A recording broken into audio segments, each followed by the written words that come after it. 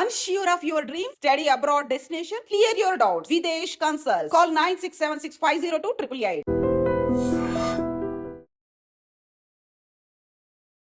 Hi hello namaste welcome back to ఐటర్ media. ఈరోజు మనతో ఉన్నారు సర్టిఫైడ్ ఫైనాన్షియల్ ప్లానర్ అయిన అనిల్ కుమార్ బత్సు గారు. ముఖ్యంగా మార్కెట్స్ గురించి చూద్దాము, అలాగే బుల్ ర్యాలీ రాబోతుందని తెలుస్తూ ఉంది అని చెప్పేసి అనలిస్టులు అంటున్నారు. ఇది నిజమా కాదు కూడా తెలుసుకుందాం.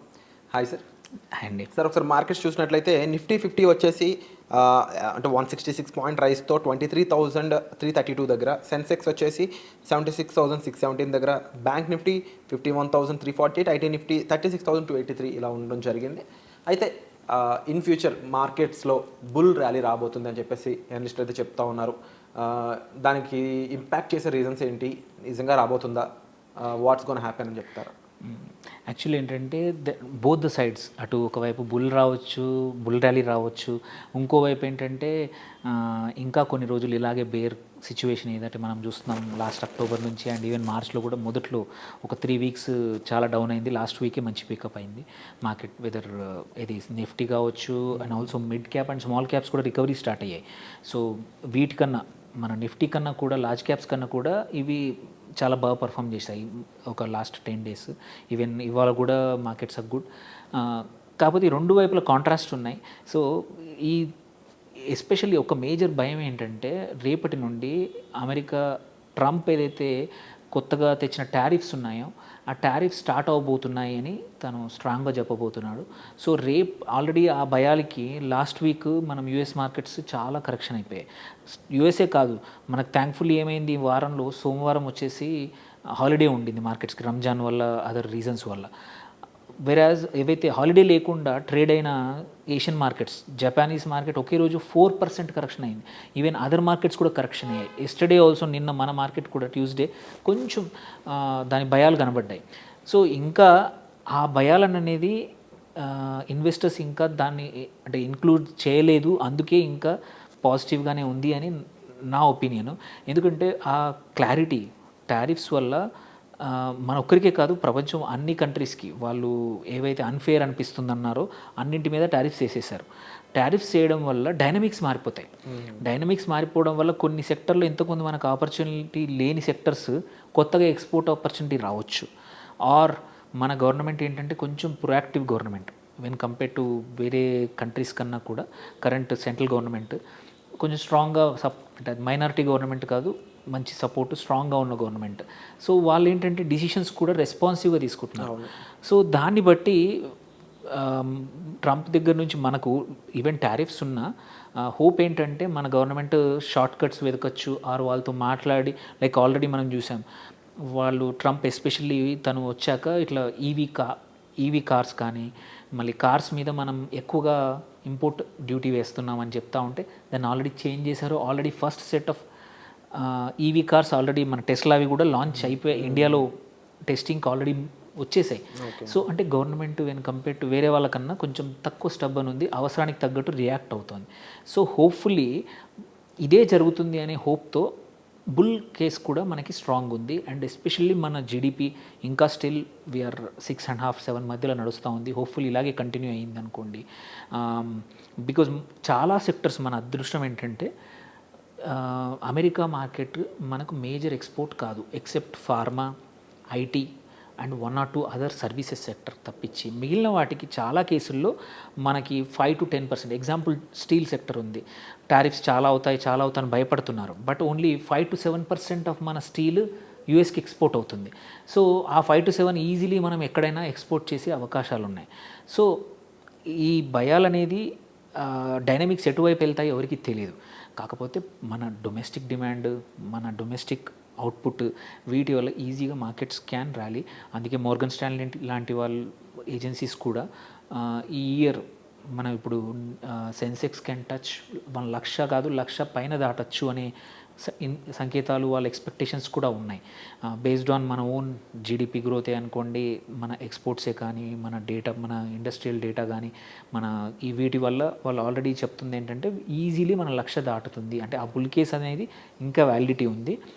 దానికి ఇంకొక థియరీ కూడా ఏంటంటే మన యూజువల్లీ ఒక బుల్ ర్యాలీ అనేది ఒక 5 to 6 years ఉంటుంది. మన లాస్ట్ బుల్ ర్యాలీ 2022లో ఒక 2-3 ఇయర్స్ బ్యాకే స్టార్ట్ అయింది.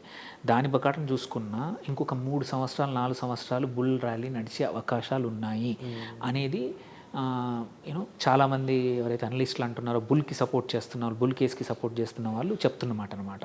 సో ఇన్ ద ఎండ్ నా ఒపీనియన్ ఏంటంటే there is a good chance ఒక నెక్స్ట్ 1 మంత్ మాత్రం వొలటిలిటీ ఉండొచ్చు. ఎందుకంటే ఒకటి మన ఆర్బీఐ రేట్ తగ్గిస్తుందా లేదా, యూఎస్ ఫెడ్ రేట్లు తగ్గిస్తుందా లేదా, థర్డ్ అన్నిటికన్నా పెద్ద బాంబ్ ఏంటంటే ట్రంప్ యొక్క ఈ టారిఫ్స్ ఎవరి మీద ఎఫెక్ట్ అవుతాయి, ఎవరు దాన్ని తప్పించుకొని యుఎస్ మార్కెట్లో స్టేబుల్గా ఉండగలుగుతారు అనేది చాలా ఇంపార్టెంట్. అండ్ ఇంకొక విషయం కూడా ఏంటంటే యుఎస్ మార్కెట్లో యుఎస్ గవర్నమెంట్కి ఎస్పెషల్లీ ఈ టారిఫ్స్ వల్ల చాలా డబ్బులు వచ్చే అవకాశాలు ఉన్నాయి. బికాస్ 25%, 30%, 100% అని కొన్ని కంట్రీస్ వల్ల సడన్గా యూఎస్ గవర్నమెంట్ దగ్గర చాలా డబ్బులు వచ్చే అవకాశాలు ఉన్నాయి. వాటిని వాళ్ళు ఏం చేస్తారు, దానివల్ల యూఎస్లో డిమాండ్ పెరిగితే ఇండైరెక్ట్గా ఇంపోర్ట్సే పెరగచ్చు. సో ఇది ఎవరికి ఈ టారిఫ్స్ వల్ల యూఎస్లో ఇన్ఫ్లేషన్ పెరగచ్చు. ఇన్ఫ్లేషన్ పెరిగితే కన్జంప్షన్ తగ్గొచ్చు. దాని భయానికి మళ్ళీ కొన్ని ఆల్రెడీ మనం చూస్తున్నాం కొన్ని సెక్టర్స్లో ఫార్మాలో దే మైట్ చేంజ్ ఇన్కున్నంత, ఎందుకంటే వాళ్ళ అక్కడ ఉన్న రోగులు ఎవరైతే మెడిసిన్స్ వాడుతూ ఉన్నారో వాళ్ళకి ఎఫెక్ట్ అవ్వచ్చు అనే భయంలో టారిఫ్ తక్కువ చేయొచ్చు అనే ఊహాగానాలు ఆల్రెడీ 2 రోజుల్లో వచ్చాయి. తప్పకుండా ఇది జరిగితే ఎఫ్ఐఎస్ మళ్ళీ ఇక్కడికి వచ్చే ఛాన్సెస్ కూడా ఉండే స్కోప్ ఉన్నట్టు పక్కా ఉందండి. అంటే ఈవెన్ ఎఫ్ఐఎస్ ఇంకొకటి మనం చూడాల్సింది ఏంటంటే ఈ టారిఫ్స్ వల్ల ఏ మార్కెట్స్కి అయితే ఎక్కువగా ఎఫెక్ట్ ఉందో అక్కడ నుంచి ఎఫ్ఐఎస్ వెళ్ళిపోతారు. ఆల్రెడీ దాని ఎఫెక్ట్ యూఎస్లో ఆల్రెడీ కనబడుతుంది. సో అప్పుడు ఏవైతే కంట్రీస్ దీన్ని మెనూవర్ చేసుకొని అంటే దీన్ని తప్పించుకొని తన డొమెస్టిక్ ఎకానమీ స్ట్రాంగ్ ఉన్న దగ్గరికి ఎఫ్ఐఎస్ వస్తాయి. సో ఆ సిచ్యువేషన్ మనకి మేజర్గా ఉంది. ఎందుకంటే మనం లాస్ట్ 3-4 ఇయర్స్ చూసుకున్నా, 5-6 ఇయర్స్ చూసుకున్నా సరే మన ఎకానమీ, మన stock markets were very strong. మీరు రూపీ కూడా స్ట్రాంగ్ అవుతుంది ఇప్పుడు అనేది ఒక మెయిన్ న్యూస్. కాబట్టి యుఎస్ ఇండెక్స్, డాలర్ ఇండెక్స్ జనరల్గా పడిపోతుంది అనమాట. So last 2 years US dollar index చాలా పెరిగింది అగైనెస్ట్ మేజర్ కరెన్సీస్. ఒక ఇండియన్ కరెన్సీయే తక్కువ నష్టపోయింది when compare to Japanese N కానీ యూరో కానీ ఇది డాలర్కి అగైనెస్ట్గా చూస్తే మనదే తక్కువగా పడిపోయింది అనమాట. మనము అదొకటి ఏంటంటే మనది managed currency in the end. మన ఆర్బీఐ యాక్టివ్గా, బికాజ్ మన దగ్గర ఫారెన్ రిజర్వ్స్ ఉన్నాయి కాబట్టి యాక్టివ్గా డాలర్స్ని మార్కెట్లో అమ్మి ప్రైస్ని మేనేజ్ చేస్తూ ఉంది. అండ్ కాకపోతే ఏంటంటే దానికి అది చేయనవసరం లేకుండా యుఎస్ డాలర్ ఇండెక్సే వీక్ అవుతోంది. ఎందుకంటే చాలా కంట్రీస్ యూఎస్ డాలర్ని అవాయిడ్ చేసి ట్రేడింగ్ చేయడం మొదలుపెట్టాయి. ఎగ్జాంపుల్ మన ఇండియా రష్యా ట్రేడ్లో మనం ఇంకా డాలర్సే వాడతలేము. వాడకుండా క్లెవర్గా యుఎస్ మన రష్యన్ రూబుల్స్ ఇండియన్ కరెన్సీతో ట్రేడ్ చేస్తున్నాం. సేమ్ వే ఇండియా ఇరానియన్ రిలేషన్లో వెరీ క్లెవర్గా మనం యుఎస్ డాలర్ తప్పించేసి మనము వాళ్ళ దగ్గర చమురు కొంటున్నాము. మన మేజర్ ఏంటంటే మనం డాలర్లు ఖర్చు పెట్టేది ఏంటంటే కావాల్సింది ఏంటంటే మన ఆయిల్, చమురు, ఇది దీనికోసం అనమాట. Iran is one of the major మనం ఇంపోర్ట్ చేసుకుంటాం అక్కడ నుంచి. వాళ్ళకి ఫుడ్ గ్రెయిన్స్ ఇస్తున్నాము మనం so there is no dollar అవసరం లేకుండా, డాలర్ మీద డిపెండెన్సీ లేకుండా మన ఆర్థిక వ్యవస్థ అనేది ఆల్రెడీ 2-3 ఇయర్స్ నుంచి తొందరగా ఎవాల్వ్ అవుతుంది. ఆ అడ్వాంటేజ్ మనకున్నది ఈ మార్కెట్లో. వేరే కంట్రీస్లో అంత ఈజీగా మార్కెట్స్ వాటంతటంతా డెమోక్రసీ అడ్వాంటేజ్ అది, అండ్ స్టేబుల్ గవర్నమెంట్ అడ్వాంటేజ్ అది, and government which is responsive advantage ఇవన్నమాట. పాలసీ ఎఫెక్ట్ దీనివల్ల ఇండస్ట్రీకి ఎఫెక్ట్ అవుతుందంటే ఇమ్మీడియట్గా డిసిషన్ తీసేసుకుంటున్నారు. సో ఆ అడ్వాంటేజ్ ఉన్నంతకాలం మనకి అంతగా ఎక్కువ ఇబ్బంది పడదు. అందుకే సో మోస్ట్ ప్రాబ్లీ మనకి బుల్ కేస్ అయితే ఉంది. ఒక next 15-20 days or 1 month volatility ఉన్నా ఒక నెక్స్ట్ 5-6 మంత్స్ 1 ఇయర్ చూసుకుంటే మాత్రం కంపల్సరీ మళ్ళీ బుల్ కేసే వస్తుందని నా ఒపీనియన్. సో మోడరేట్గా కాకుండా కంప్లీట్ ప్రాపర్ బుల్ ర్యాలీ ఉండే ఛాన్సెస్ ఉన్నాయి, హయ్యర్ ఛాన్సెస్ ఉన్నాయన్నమాట. Wonderful sir. అండ్ ఇది ఒక గుడ్ న్యూస్ అని చెప్పొచ్చు. అండ్ ఇన్వెస్టర్స్, రిటైలర్స్ ప్రతి ఒక్కరు కూడా స్వీట్ తినొచ్చు అనమాట ఈ న్యూస్. ఎస్ అండి. And thank you so much sir ఇలాంటి న్యూస్ మాకు వినిపించినందుకు. అండ్ ఇలాంటి ప్రొడిక్షన్ అయి ఉండొచ్చు, ముఖ్యంగా దీనికి సంబంధించిన రీసెర్చ్ అండ్ అనాలిసిస్ అయి ఉండొచ్చు.